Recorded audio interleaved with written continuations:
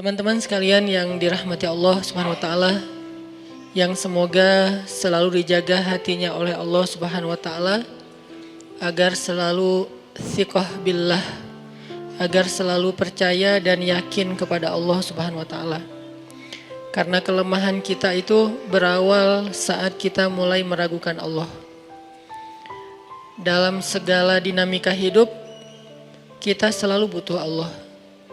Kita butuh Allah ketika Allah kasih kita ujian, bahkan tetap kita butuh Allah ketika Allah kasih kita nikmat. Kalau kita butuh Allah saat diuji, agar kesabaran kita terjaga. Karena orang yang tidak ditemani atau dibersamai oleh Allah Subhanahu wa taala ketika dia sedang diuji, maka dia akan mudah untuk berkeluh kesah, bahkan berputus asa. Kebersamaan Allah kepada dia saat dia diuji itu adalah Allah Subhanahu wa taala menghibur hatinya. Allah Subhanahu wa taala menenangkan hatinya. Allah Subhanahu wa taala menghidupkan hatinya dengan nikmat iman. Ala bidzikrillahi tatmainnul qulub. Innamal mu'minun idza dzukirallah wajilat qulubuhum. Bukankah dengan mengingat Allah hati menjadi tenang? Dan orang yang beriman apabila diingatkan dengan nama Allah, disebut nama Allah, maka hatinya akan bergetar. Ini bentuk Allah membersamai hambanya ketika dia dalam keadaan diuji. Allah menghiburnya dengan kalimat, alam yajidka yatiman fa'awa wa wajadaka dhallan fahada wa wajadaka ailan fa'aghna. Allah menghiburnya dengan kalimat, inna a'tainakal kautsar.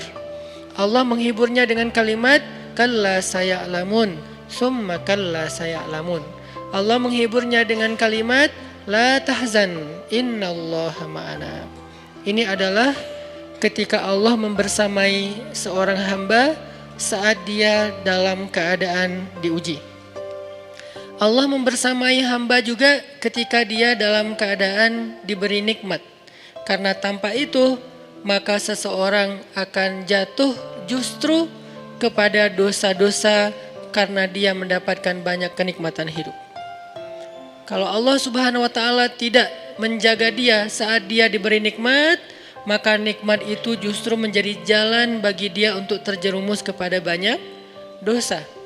Justru nikmat itulah yang menjadi penghalang bagi dia untuk mengingat Allah.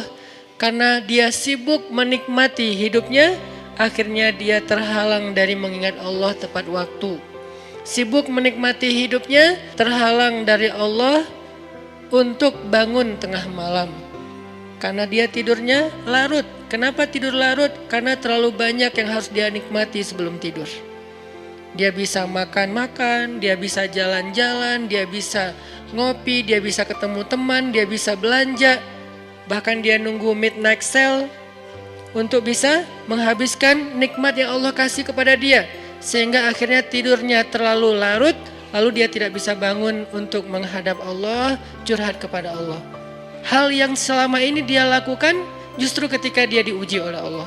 Ketika diuji oleh Allah, mudah bagi dia bangkit tengah malam, curhat, sujud panjang, menangis dalam doa. Ketika Allah kasih nikmat, curhatnya hilang, malamnya lelap, sampai bahkan subuhnya juga kelewat. Ini kalau Allah gak membersamai seorang hamba ketika dia diberi nikmat. Sehingga orang yang seperti ini, kalau dalam keadaan seperti ini terus menerus dalam jangka waktu yang lama, nanti dia akan terjebak di dalam istidraj.